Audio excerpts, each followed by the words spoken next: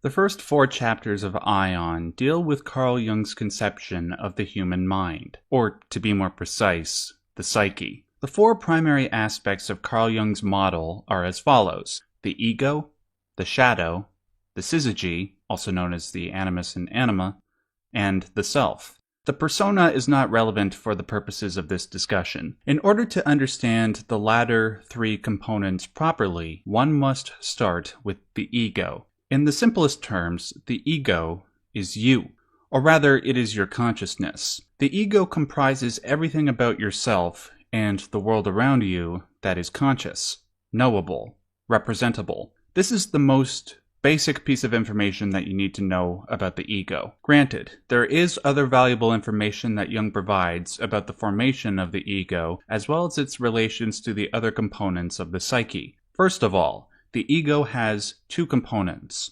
One is the somatic factor, or body. The other is the psychic factor, or mind. In order for the ego to develop, one must first become conscious of themselves, and this happens through an intermingling of the somatic and psychic factors.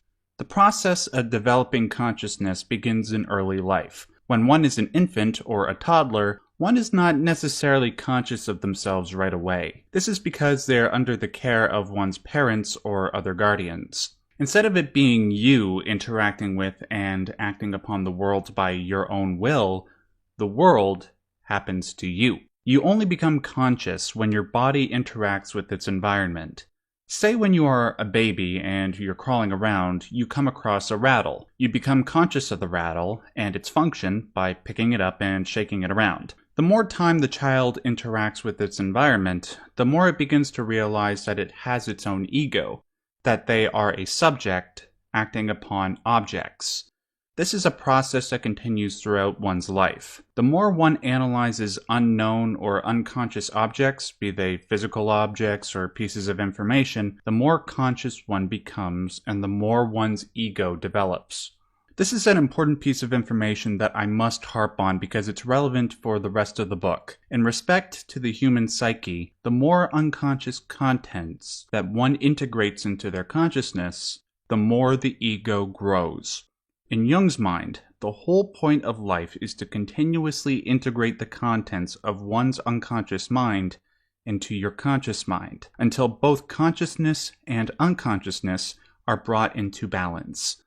In Jung's mind, at the end of this process, the ego becomes the self. We will discuss that more in Chapter 4. There is one more important factor about the ego we must discuss before this video concludes. There is also the matter of free will and how the ego uses it. The debate about whether or not free will exists or not is irrelevant here. Let's just assume that the ego has free will or has the illusion of it for a second. In Jung's mind, it seems that the ego only has free will in the realm of consciousness. This free will, however, finds its limits when it comes across unknown or unconscious contents.